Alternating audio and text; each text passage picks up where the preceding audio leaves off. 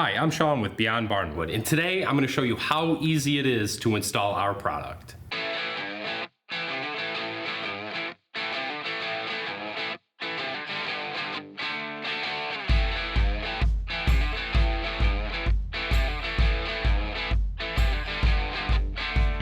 What makes our product so special is every piece of Beyond Barnwood is tongue and groove as well as end matched for a clean finish.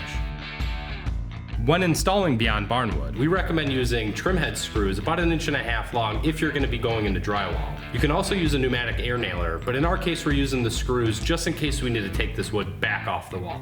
Before you get started installing, you might have to do some prep work. In our case, we eliminated the existing end caps as well as removed all the trim.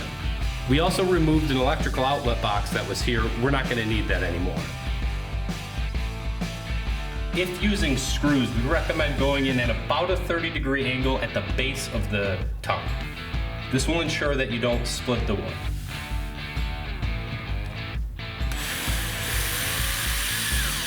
Now that our first piece is up, we're going to measure from the inside of our end match to the end of the wall to see how long we have left. After you've made your first cut, the leftover piece can be used as the start of the next row. Now that the second row's been started, we're going to measure to the end of the wall again, make our cut, and just repeat this process for the rest of the installation.